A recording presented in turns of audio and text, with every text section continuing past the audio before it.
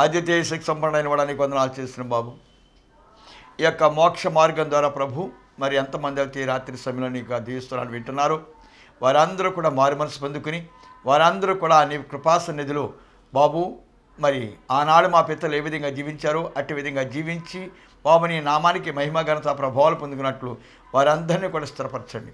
మమ్మల్ని అందరినీ కూడా నీ స్వరముతో నింపి మమ్మల్ని అందరినీ కూడా నీ యొక్క మార్గంలో పని చేసి ఈ లోకంలో ఉన్నంతకాలము మేమందరం కూడా శాస్త్రం కృపకు పాత్రగా ఉండాలి సిద్ధపరచమని నీ అమూల్యమైన దీపాలు సమర్పిస్తూ ఏసునామం బట్టి నడుచున్నాం తండ్రి. సదా నా కృపాక్షేమ ప్రభావాలు మీకు మీ తరాలకు తోడే నిత్య కృప పాత్ర దినదిన ప్రదంతో సకల విషయం కల్పచ్చు సకల ఆస్తులు గలుగుగా ఉందిగాక. ఆమేన్. జీవం గల తండ్రికి 2 వందనాలండి. మీ అందరికీ నా ప్రియ వందనాలు చేస్తున్నాం. దేవుడి స్వస్త్రాలండి. శుభవార్త మన ప్రధానమంత్రి గారు మరి అద్భుతంగా టీకా వచ్చిందని చెప్పేశారు. మరి అతి తొందరలో వేసేయబట్టి పిల్లలందరూ కూడా స్కూల్కి వెళ్తారని మనందరి బెంగ పిల్లలు లైఫ్ పాడైపోతుందని కనుక దేవుడు చేసిన మన ప్రార్థన ఆలకించిన దేవుడు మరి ఈ మధ్యకాలంలో మరి కాకాని మరి అటు సతీష్ కుమార్ గారు స్టెఫెన్ పాల్ గారు మరి పోతామండి బెల్లంపల్లి వారు అందరూ కూడా ఉపవాస ప్రార్థన పడించారు. ఉపవాస ప్రార్థన పడించిన తర్వాత శుభవార్త ఏంటంటే టీకా వచ్చేసింది. కనుక చాలా గొప్ప అద్భుతం అండి. ఎందుకంటే ప్రార్థన ఆలకించేవాడు. మరి ఆనాడు మరి ఆ మొర్దెకాయ వచ్చి మరి ఎస్తేర్ని అడిగినప్పుడు ఎస్తేర్ కూడా అదే చెప్పింది, బాబు నేను ఉపవాసంలో ఉన్నాను, వాళ్ళు కూడా ఉపవాసంలో ఉండమని. దేవుడు మన పక్షాన్ని కార్యం చేస్తాడు. అంచేత ఉపవాస ప్రార్థన గొప్పది. అటువంటి ఉపవాస ప్రార్థన ద్వారా దేవుడు గొప్ప విజయాన్ని ఇచ్చినందుకు దేవునికి స్తోత్రాలు. మీకు అందరికీ నా శుభాభివందనాలు. దేవుడి స్తోత్రాలు. దేవుని యొక్క దివ్యాఖ్యానం సంస్తున్నామండి. ఆశ్చర్యకాడు సర్వోన్నతుడు సర్వకృపాని తండ్రి నిన్న నేడు ఏకరీతికాడు మన మధ్య సంచారం చేస్తూ మన ప్రేమిస్తూ మన దీవిస్తూ మన ఆశ్రయిస్తూ ఆయన కృపా మహాప్రభావం చెప్పనే పవిత్ర సమయంలో మనందరితోనూ దేవాదేవుడు మాట్లాడడానికి అంగీకరిస్తామన్నాడు. ద్వితీయోపదేశకాండం 16 అధ్యాయం 20 వచనం. ద్వితీయోపదేశకాండం 16 అధ్యాయం 20 వచనం. నీవు జీవించి నీ దేవుడైన యెహోవా నీకిచ్చుచున్న దేశమును స్వాధీనపరచుకున్నట్లు కేవలము న్యాయమునే అనుసరించి నడుచుకొనవలెను. ఈ వాక్యాన్ని దేవుడు వినికుడి ద్వారా ఆశించకాక ఇది యెహోవాకు సర్వీసును కొందరు. ఈ యొక్క సమయంలో దేవుడు మాట్లాడమాట, నేను ఆశించడానికి ఇష్టపడుతూ ఉన్నాను నా ప్రియులారా, నేను ఆశించడానికి ఇష్టపడుతూ ఉన్నాను నా ప్రియులారా, నేను ఆశించడానికి ఇష్టపడుతున్నాను. సాధారణంగా మన బిడ్డలకు మరి చాటును మాటును ఆహారం పెట్టాలని, మంచి వస్త్రాలు తొడిగించాలని, మంచి ఆ కార్యక్రమాలు బిడ్డలకు చేయాలని ఆశిస్తూ ఉంటాం. అలాగే దేవుడు కూడా చెప్తున్నాడు. ఎప్పుడు చెప్తున్నాడు ఈ సందర్భము? చాలామంది ప్రజాంగం ఏం చేస్తారంటే ఆనాడు అని చెప్తారు. బైబిల్ మనకి ఒక గైడు లేక ఒక పుస్తకం చదువుకుంటానికి ఆనాడు మన పిత్తలు ఏ తప్పు చేస్తే ఈ విధంగా ఉన్నారు, ఏ తప్పు చేస్తే ఈ విధంగా జీవించబడ్డారు, వాళ్ళు ఏమేమి చేశారు, వాళ్ళు ఎందుకు అంత గొప్పగా ఉన్నారు, ఎందుకు అలా పాడైపోయారు అనే విషయాలు తెలుసుకోవడం కోసమే దేవుడు మనకి పరలోకాన్ని బైబిల్ పంపించాడు. అంచేది కొంతమంది వ్యక్తుల యొక్క చరిత్ర ఇందులో ఉంది. అంచేది మనం చాలా జాగ్రత్త చూసినప్పుడు ఇక్కడ ఈ యొక్క ఇజ్రాయెలు 430 సంవత్సరాలు భయంకర చీకటిని అనుభవించారు. వాళ్ళు చీకటిని అనుభవించిన తర్వాత వాళ్ళు ఒక పని చేస్తారు. వాళ్ళు ఏం పని చేస్తారంటే నిర్గమకాండం 2వ అధ్యాయము 23వ వచనంలో తిరిగి దేవునికి మొరపెట్టడం ప్రారంభించారు. వాళ్ళు అయ్యా తండ్రి మేము తప్పు చేసేసాం, మరి మా పిత్తలు ఎలా చేశారు, మేము ఇలాగ అయిపోయాం, తినడానికి తిండి లేకుండా అయిపోయాం, కట్నాబట్ట లేకుండా అయిపోయాం, ఉండడానికి ఇల్లు లేకుండా అయిపోయాం, ఓడానికి పొయ్యి లేకుండా అయిపోయాం, మరి మా పరిస్థితులు ఇలాగ అయిపోయినాయి నాయన అని చెప్పేసి వాళ్ళు మొరపెట్టారు. మీకు అందరికీ బాగా తెలుసు. అయితే వాళ్ళు ఎప్పుడైతే మొరపెట్టారో అద్భుతంగా దేవుడు ఏం చేశాడంటే వాళ్ళ ప్రార్థన ఆలకించేవాడు. వాళ్ళు ఏ సమయంలో ప్రార్థన చేశారు అంటే తినడానికి తిండి లేనప్పుడు, కట్టడానికి బట్ట లేనప్పుడు, ఉండటానికి ఇల్లు లేనప్పుడు, ఓడానికి పిలేనప్పుడు, భయంకర చీకటి స్థితిలో ఉండగా వాళ్ళు నిజంగా కన్నీరు కార్చి పశ్చాత్తాపంతో ప్రార్థన చేశారు.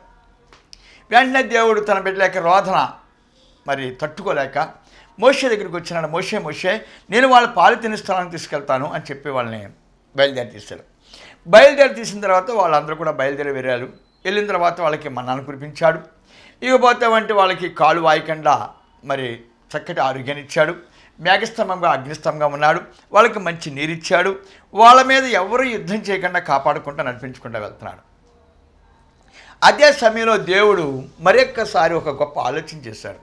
ఆలోచన ఏంటంటే చూద్దాం. ద్వితీయోపదేశకాండం 28వ అధ్యాయం 1వ వచనం చూద్దాం. నీవు నీ దేవుడైన యెహోవా మాట శ్రద్ధగా ఎవరి మాట వినాలంటే అండి దేవుడి మాట. ఇక్కడ దేవుడి మాటలు ఉన్నాయండి బైబిల్లో. దావీదు దేవుడి మాట దాడితే ఏమైంది? అబ్రహాం దేవుడిని వెంబడిస్తే ఏమైంది? ఈ విషయాలు అక్కడ ఉన్నాయి. అలాగే మనం కూడా దేవుడి మాటలు విన్నప్పుడు, దేవుని ఆజ్ఞలు పాటించినప్పుడు మనం కూడా గొప్పవాళ్ళుగా ఉంటాము అనే రహస్యాన్ని మనం అందరూ తెలుసుకోవాల్సిన విషయం. ఎందుకంటే ఇజ్రాయిల్ బయలుదేరినప్పుడు వాళ్ళకి మధ్యన ఒక గ్రంథాన్ని దేవుడు తెలియజేశాడు.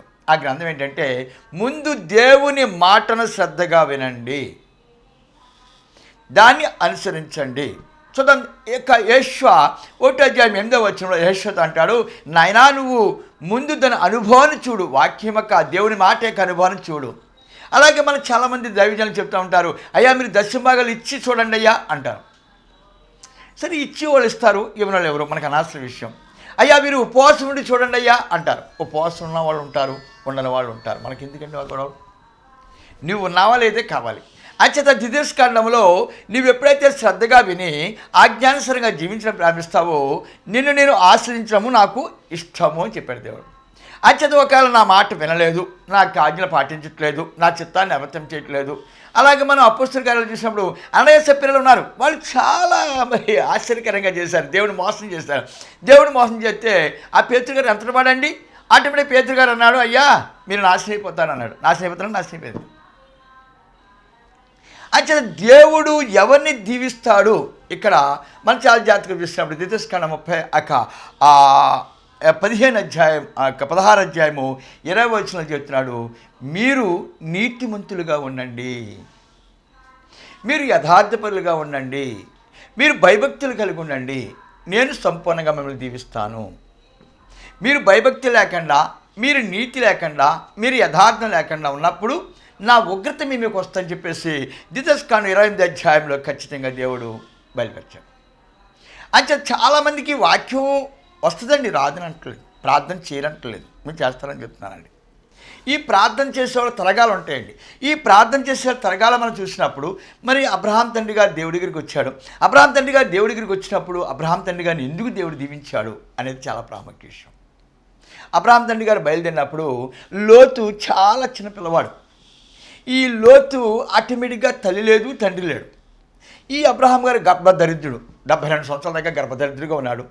భార్యకి పిల్లలు లేరు, తనకి ఎటువంటి ఆస్తులు అంతస్తులు భోగాలు లేని దౌర్భాగ్య స్థితిలో ఉన్నాడు. ఎంతవరకు అతను దౌర్భాగ్య స్థితిలో ఉన్నాడంటే అపోస్తల కార్యాలు 7 అధ్యాయం 4 చూసినప్పుడు అందించమ్మా, అప్పుడు అతడు కల్దీయుల దేశంలో విడిచిపోయి హారానులో కాపురం ఉంటాడు. అతని తండ్రి చనిపోయిన తర్వాత అక్కడ నుండి మీరిప్పుడు కాపురమన్న ఈ దేశమందు నివసించుటకై దేవుడు అతనిని తీసుకుని వచ్చాను. ఆయన ఇందులో అతనికి పాదము పట్టు, అంతే, అసలు ఏమీ లేదండి అబ్రహాం గారికి. అదే టైంలో ఆ యొక్క ఊరనే గ్రామాన్ని వదిలేసి వెళ్ళిపోతున్నాడు. వారి తాత ముత్తాతల గారి నుంచి అక్కడ ఉన్నాడు. వదిలేసి వెళ్ళిపోతూ ఇతను మరి దేవుణ్ణి నమ్ముకున్నాడు. దేవుణ్ణి నమ్ముకున్న తర్వాత ఆటోమేటిక్గా లోతుకి తల్లి లేదు, తండ్రి లేదు. అయితే లోతుని కూడా పెట్టి తీసుకెళ్ళిపోయాడు అబ్రహాం గారు, శారమ్మ గారు. సరే అనుకుని రిచ్గా వాళ్ళు చాలా బాగా డెవలప్ అయ్యారని బైబిల్ వాక్యం సెలవుస్తుంది. 13 అధ్యాయాలు మనం చూసినప్పుడు అబ్రహాం గారు వెండి బంగారం కలుగున్నాడని, ఆస్తి అంతస్తులు కలుగున్నాడని, మరి విస్తారంగా పాలన కూడా కలుగున్నాడని, అన్నీ కలుగున్నాడని చెప్పి అబ్రహాం గారు ఆ యొక్క ఎలియజర్ గారు చెప్తున్నాడు. అయితే అదే సమయంలో లోతుగా చెప్తున్నాడు, అన్నయ్య మరి నేను వేరేగా ఉంటానయ్యా. దట్స్ ఆల్ రైట్, వేరేగా ఉండు, తప్పలేదు, వేరేగా ఉండొచ్చు. కానీ అక్కడ ఒక గమ్మత్తు విషయం మీరు గమనించినప్పుడు, క్రైస్తవుడు ఎప్పుడు డెవలప్ అవడు? అలా కాదండి, క్రైస్తవుడు డెవలప్ అవుతాడు. లోతు డెవలప్ అవ్వలేదని నేనేం చెప్పట్లేదు, లోతు డెవలప్ అయ్యాడు, బాగా డెవలప్ అయ్యాడు లోతు. ఇక్కడ లోతు ఏం చేశాడంటే ఒక పెద్ద స్కానింగ్ సంపాదించుకున్నాడు. అబ్రహాం గారు ఆస్తుల్లో విలువైన ఆస్తులు ఎక్కడ ఉన్నాయి? అబ్రహాం గారు కూడా ఉన్నాడు. అబ్రహాం గారు కూడా ఉండి ఒక మాట అనుకుంటలేదు, నేను తల్లిదండ్రులు పోయినా, నాకు ఎవరు లేకపోయినా, నేను అనాథగా ఉన్నా, నేను శాపగ్రస్తుడిగా ఉన్నా, నన్ను దేవుడు ఈ యొక్క అన్నయ్య తీసుకుని ఎంతటి వాణి చేశాడు. చక్కగా పెళ్లి చేశాడు, చక్కగా పిల్లలు పుట్టారు. అన్నయ్య చాలా గొప్పవాడు, అన్నయ్య చాలా నన్ను బాగా ఇది చేశాడు, అన్నయ్య రుణం తీర్చలేను అనే మనస్సు లోతుకి లేదండి. అతనికి ఎప్పుడైతే ఈ విధంగా మంచి మంచి ఆస్తులు తీసుకెళ్ళిపోతున్నాడో అబ్రహాం గారు అన్న మాట ఏంటంటే, దేవుడు మనలను ఆశీర్వదిస్తున్నాడు. ఇది మన బాబుగారి సొమ్ము కాదు, మన తాతగారి సొమ్ము కాదు, మన సంపాదించిన సొమ్ము కాదు, మన కష్టార్జితం కాదు.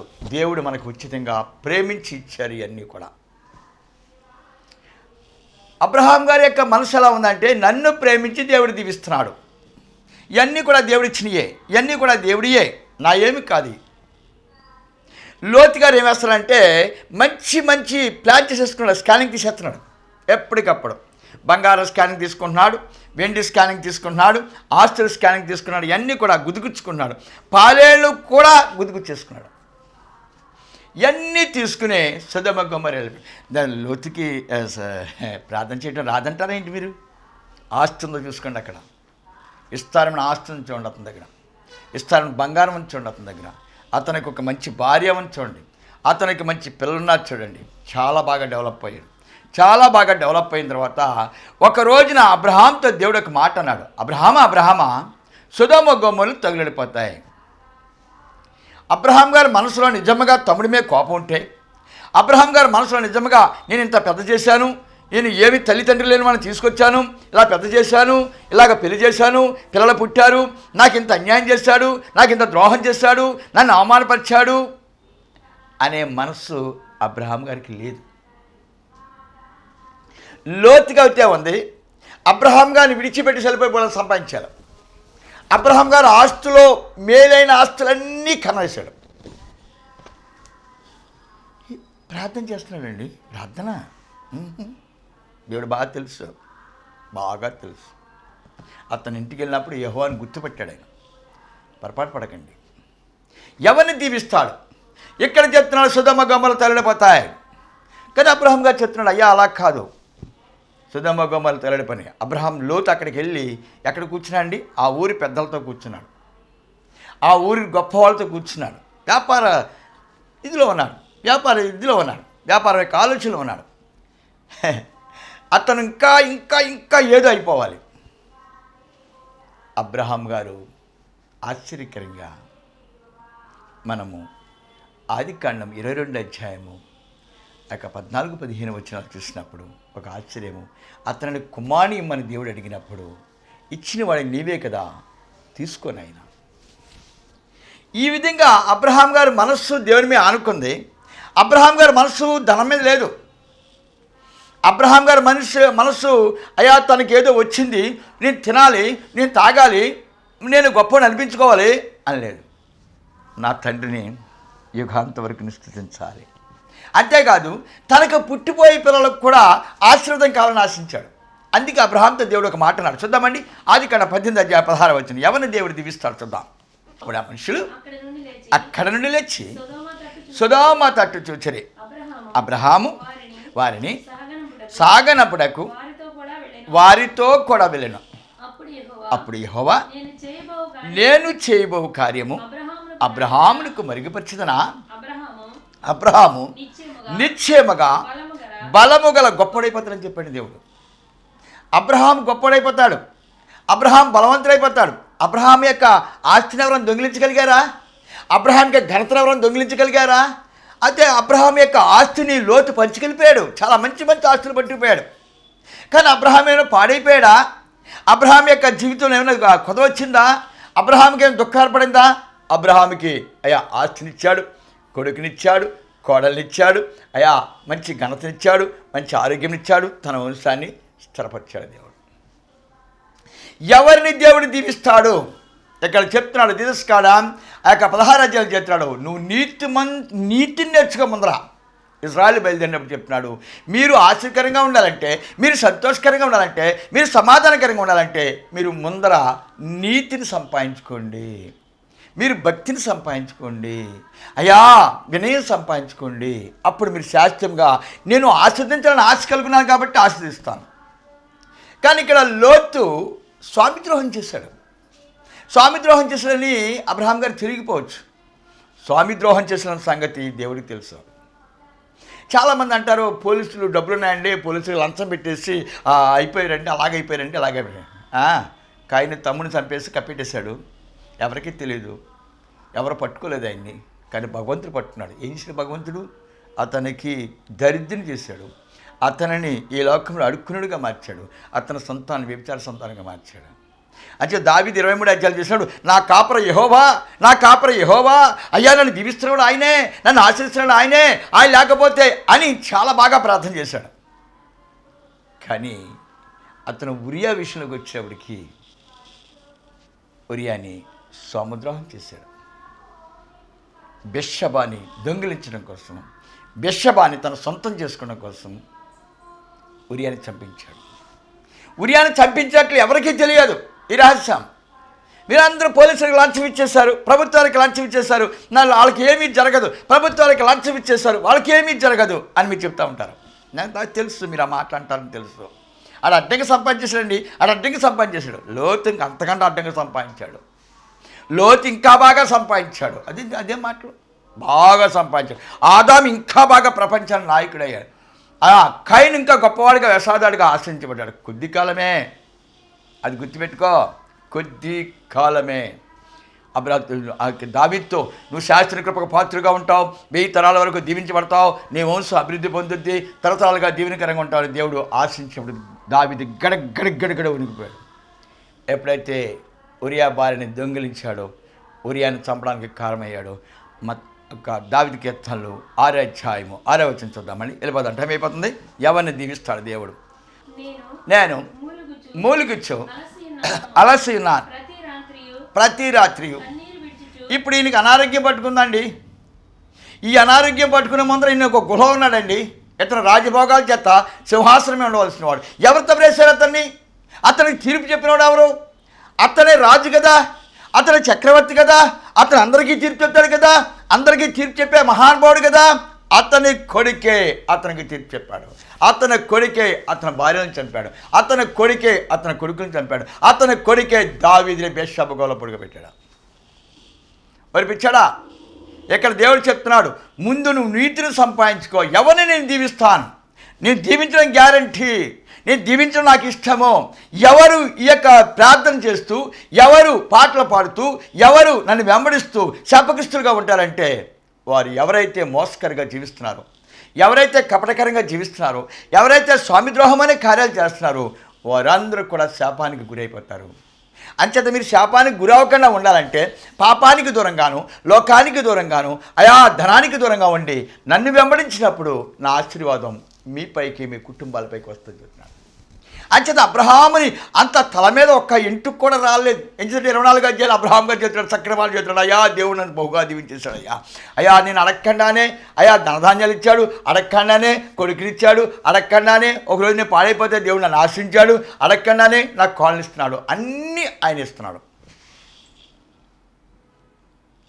ఎంచేత అబ్రహాము నీతిమంతుడు.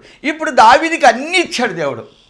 దావీదు ఎప్పుడైతే మోసం చేశాడో అది ప్రపంచానికి ఎవరికీ విదితం కాదు. బైబిల్ ఉంది కాబట్టి చదువుకుని చెప్పేస్తున్నావు, దావీదు పాపం చేశాడు, దావీదు పాపం చేశాడని చెప్తున్నావు. అక్కడ నువ్వు కనుక ఉంటే, ఆ రోజు నువ్వు కనుక ఉంటే, లేకపోతే ఇప్పుడే దావీదులాగా నేనుంటే నాకు తీర్పు చెప్తారు. మీరు ఎలా చెప్తారు? నాకు డబ్బులు నా పోలీస్ స్టేషన్ డబ్బులు కడతాను, పోలీసుల కళ్ళు కప్పేస్తాను, కానీ దేవుడి కళ్ళు కప్పగలుగుతాం మనం. అదే బైబిల్, అదే సత్య మార్గం. అంచేత మీరు చాలామంది ఎవరి కోసం భక్తులుగా, ఎవరి కోసం నీతిమంతులుగా, ఎవరి కోసం యథార్థులుగా, ఎవరి కోసం వినయ సంపదలు కలిగి వాళ్ళుగా జీవిస్తూ ఉంటారు. కానీ నీ కోసం జీవించాలి బిడ్డ. నీ మీదకి ఉగ్రత రాకుండా, నీ మీదకి శాపం రాకుండా, ఆశీర్వాదం నీ మీదకి రావటం కోసం నువ్వు ఆయన పాదాల దగ్గర చేరాలి. అందుకే అబ్రహాంతో అంటాడు దేవుడు, నువ్వు నా స్నేహితుడివే. అబ్రహాం చెప్తాడు, ఎంత మాట అన్నావయ్యా, నేను దుమ్మునండి, నేను ధూళినండి, నన్ను క్షమించండి. అబ్రహాము ఎందుకు దీవించబడ్డాడు? దావీదు ఎందుకు తన కుటుంబాన్ని పాడు చేసుకున్నాడు? అతనికి ప్రార్థన రాదా? అతనికి పాటలు రావా? అతను మ్యూజిక్లు కొట్టలేదా? అతను దేవుడి ముందు నాట్యం చేయలేదా? అతను గొలియాతును ఓడించలేదా? అతను సౌరాజుని ఓడించలేదా? ఎంత గొప్ప కార్యాలు చేసిన దావీదు బెత్షెబా గోల ఉండడానికి కారణం ఎవరైనా పెట్టారా? ఆయన ఎవరైనా దాచేశారు, అక్కడ తీసుకెళ్ళక బంధించారా? ఆయన అందులో రాగు ఎవరైనా పెట్టడానికి? అవును, ఆయనకి ఎవరో తీర్పు చెప్పలేదు. తీర్పు చెప్పినవాడు దేవుడు, ఆయనే తీర్పు చెప్తాడు. అందరికీ తీర్పు ఆయనే చెప్తాడు. ఆయనకి ఎవరు తీర్పు చెప్తారు? అధికారం ఉన్నప్పుడు ఎవరైనా, అధికారం ఉన్న వాళ్ళకి, అందుకే బైబిల్ ఏం చెప్పిందంటే అధికారం ఉన్న వాళ్ళతో దూరంగా ఉండండి, రాజులతో వాదించవద్దు, అధికారం ఉన్న వాళ్ళతో మీరు వాదించవద్దు, వాళ్ళతో స్నేహించవద్దు. అధికారం ఉన్నవాళ్ళు అధికారం అనే అహంకారం చేత, అధికారం అనే బలం చేత మనల్ని అవమానపరుస్తారు. అంచేత అధికారం ఉన్న వాళ్ళ జోలికి మీరు వెళ్ళవద్దు. రాజులతో అయ్యా చాలా జాగ్రత్తగా ఉండి మెలకు కలిగి ఉండండి. వాళ్ళకి ఏ నిమిషానికి కోపం వస్తుందో, ఏ నిమిషాన్ని వాళ్ళు తిరుగుబాటు చేస్తారో తెలియదు. తిరుగుబాటు చేస్తే ఏమైనా అవుద్దా? తిరుగుబాటు చేస్తే మనం ఏమైనా పాడైపోతామా? అవును, నీతిమంతులకు శ్రమలు అనేకమైన వస్తాయి. ఎవరు తెలుసా? భక్తిహీనుల వల్ల. భక్తిహీనుల వల్ల వస్తాయి. ఎలా భక్తిహీనుల వల్ల వస్తాయి? అబ్రహాం గారు చాలా భక్తుడు, అబ్రహాం గారు చాలా శక్తిమంతుడు, అబ్రహాం గారు ఆశించబడుతున్నాడు, లోతు కూడా పడ్డాడు. అలాగే అబ్రహాం గారు చాలా బాగా ఆశించబడుతున్నాడు, అబ్రహాంని చాలామంది అవమానపరుస్తున్నారు. అబ్రహాం చాలా నీతిమంతుడిగా ఉన్నాడు, అబ్రహాం భార్యను ఐగుప్తులో తీసుకెళ్ళిపోయాడు. భక్తిహీనుడు. అందంగా ఉంది అమ్మాయి, అందంగా ఉంది అమ్మాయి అంటమే కానీ వాళ్ళు ఎవరూని ఆరా తీయలేదు, ఈ పరదేశం ఎవరైనా ఆరా తీయలేదు, అది వల్ల ఎత్తిపడింది. అంచేత నా ప్రేర, ఈ భక్తిహీనుల వల్ల ఎలా భక్తులలో ప్రార్థన చేస్తారండి? లోతు ప్రార్థన చేస్తారు సార్, లోతు ప్రార్థన చేస్తారు. అబ్షాలోము కూడా ప్రార్థన వచ్చింది సార్. దావీదు అసలు మహాప్రభావం గల ప్రార్థనాపరుడు సార్. కానీ పాపాన్ని జయించలేకపోయాడు. అందుకు మనలో చాలామంది నన్ను అలా ఆస్వాదించు, నన్ను అలా ఆస్వాదించు, నాకు ఉద్యోగం ఇయ్యి, నాకు మంచి పర్సంటేజ్లో పాస్ అయిపోవాలి, మా పిల్లలు ఈ ప్రార్థన చేస్తారు. కానీ నేను పాపం చేయకూడదు. నేను ఒక రహస్యం చెప్తున్నానండి. ఒక ఆయన కౌలుదారి పొలాలు తాకట్టు పెట్టడానికి నా దగ్గరికి వచ్చాడు. నేను కౌలుదారి పొలాలు తాకట్టు పెట్టినప్పుడు బ్యాంక్ వారు ఇస్తారు లోన్లు. రేపొద్దున సమయం వచ్చినప్పుడు మీరు ఆ లోన్ కట్టకపోతే వాళ్ళు ఏం చేస్తారంటే సైలెన్స్గా ఊరుకుంటారు, మీ ఆస్తులు వాళ్ళు పట్టుకుపోతారండి. లేదండి బ్రదరు, వాళ్ళు కొట్టేస్తారట, మనకి దాన్ని లేపేస్తారంట. బ్యాంక్ వాళ్ళు పర్సంటేజ్ మాట్లాడుకున్నారు, కౌలుదారి పొలాల మీద అక్కడ డబ్బులు ఇచ్చారు, లోన్స్ ఇచ్చారు. తర్వాత వాళ్ళు ఏం లోన్ కట్టలేదు, వాళ్ళు వెంటనే రైడ్ చేసి అతను పట్టుకున్నారు. లబోలెత్త అన్నాడు. మళ్ళీ నా దగ్గరికి వచ్చాడు. ఏమండి పట్టా కాదు, నువ్వు డూప్లికేట్ పట్టాలు పెట్టావు కాబట్టి, కౌలుదారి పట్టాలు పెట్టావు కాబట్టి దానికి కూడా శిక్ష పడతాడు. అయితే దేవుడు ప్రార్థన చేయండి, ప్రార్థన చేయండి. ఎవరికి దేవుడు దీవిస్తాడు? ఎవరిని దేవుడు దీవిస్తాడండి బాబయ్య? నన్ను ప్రార్థన చేయమన్నారు, చేస్తాను కరెక్టే, ఉట్టి ప్రార్థన చేస్తాను అంతే. నాయన ఆడేదో కంగారు పడుతున్నాడు, ఆయన ఆడికి నెంబర్ 2 అయిపోతున్నాను, ఆయన ఆడికి నెంబర్ 1 అయిపోతుంది, ప్రభావం ప్రార్థన చేస్తాను. అంతకంటే చేసేది ఏముంది? బెషబగలో కూర్చున్న దావీదు అదే చెప్తాడు, నా యొక్క కన్నీరు అగ్గుడ్లో నిండిపోతుంది, నా కన్నీరు చేత పరుపు తేలిపోతుంది, నేను చాలా బాధలు పడుతున్నాను, నా మీద కనికరం చూపించవా అంటాడు దేవుడి దగ్గర. మాట్లాడు దేవుడు. అదేం అన్యాయం అండి, అదేం అక్రమం అండి, అదేం మోసం అండి, అదే మోసం. దావీదు చాలా గొప్ప ప్రార్థనాపరుడు. ఎప్పుడైతే స్వామి ద్రోహం చేశాడో అతను తీర్పు చెప్పలేదు. ఎవరు చెప్పలేదు? దావీదే తీర్పు చెప్పలేదు. అందుకని నాతాను ప్రవక్త అంటాడు, ఇదిగో ఒకడికి బక్కవాడు ఉన్నాడు, వాడికి ఒక గొర్రె ఉంది, బలవంతుడికి ఇన్ని గొర్రె, కానీ వాడిని బక్కవాడి గొర్రెని ఎత్తుకుపోయి అంటే వాడెవడో చెప్పమన్నాడు. వాడెవడు చెప్పంటే నాతానని చెప్పాడు. నా ఈపు చెప్పాడు, మన ఉరియా పిల్ల నువ్వు ఇదేసా అని అన్నావు కదా, ఇదిగో దేవుడు తీర్పు చెప్పినాడు చూడు, నీ ఇంటి నుంచి వైర్యం పడుతుంది చూడు, నీ ఇంట్లోంచి భయంకరమైన మరి శోధన నీకు ఎదురవచ్చు చూడు, అయ్యా భయంకరంగా నీ కుటుంబము శిరస్థ అయిపోయి చూసుకో. అంచేత బాగా ప్రార్థన చేస్తున్నామా? ప్రార్థన అంతా నువ్వు నీతిని సంపాదించుకోవడం కోసమే, ప్రార్థన అంతా నువ్వు యథార్థంగా ఉండటం కోసమే, ప్రార్థన అంతా భయభక్తులు కలిగి ఉండటం కోసమే. పాపం చేస్తే వచ్చే శిక్ష తెలుసుకుని, నాయనా నీ పాపం చేయకూడదు, అయ్యా నీ పాపలో పడకూడదు, నే పాపం వినకూడదు, అయ్యా నేను పాప జీవితాన్ని జీవించకూడదు అని దేవుణ్ణి అడగటం కోసమే. అంచేత పరలోకమున మా యొక్క తండ్రి మమ్మల్ని పరిశుద్ధపరచండి, మమ్మల్ని పవిత్రపరచండి అయ్యా, మేము పాపం చోటుకు ఇతరులను ఎవరిని కూడా శపించకుండా మేము ఆస్వాదించే జ్ఞానాన్ని తెచ్చేయండి అయ్యా, దెయ్యం మా దగ్గర రాకుండా కాపాడండి. నువ్వు చాలా పెద్ద ప్రార్థన చేస్తావు, నాకు తెలుసు, రకరకాల ప్రార్థన చేస్తావు. లోతు చేస్తున్నాడు ప్రార్థన, దావీదు చేస్తున్నాడు ప్రార్థన, ఆమేన్. సౌలు కూడా ప్రార్థన చేస్తున్నాడు. ఇవాళ అనేక మంది ప్రార్థన చేస్తున్నారు, అనేక మంది ప్రార్థనలు చేస్తూ ఉన్నారు.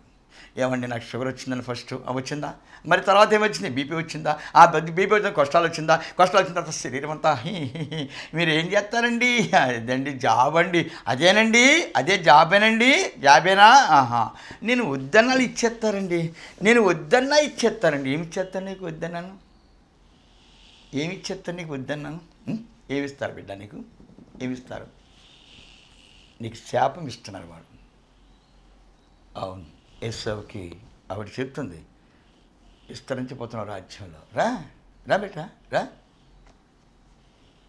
నేను పాపం చేయడానికి పనికిరాను.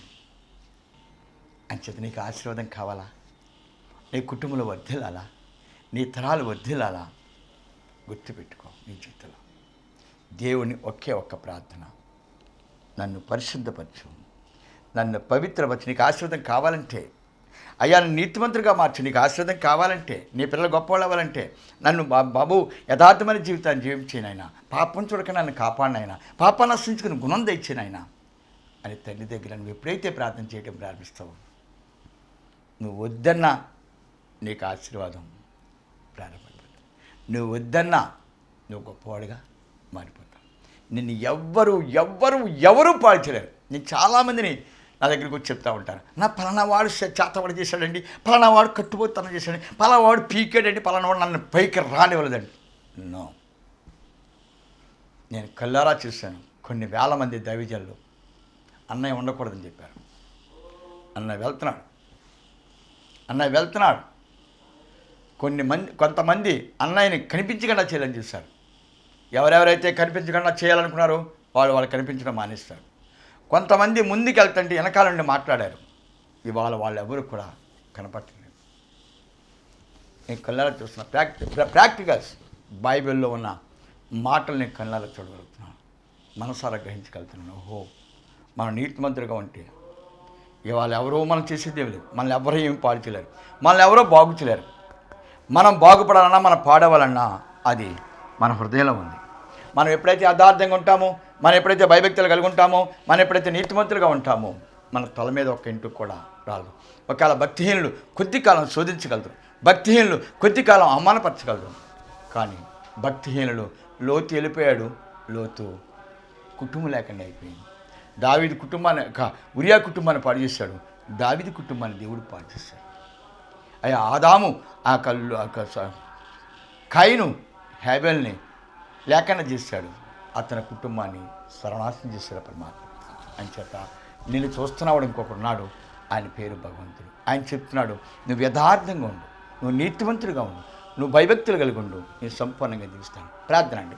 ఆది సంపుత్రైన వాడని కొందనాలు చేసిన బాబు, అయ్యా పిల్లల పుస్తకాలు చదువుకుంటారు, అది అయిన తర్వాత టెస్ట్ జరుగుద్ది, ఎగ్జామ్స్లోకి వెళ్తారు.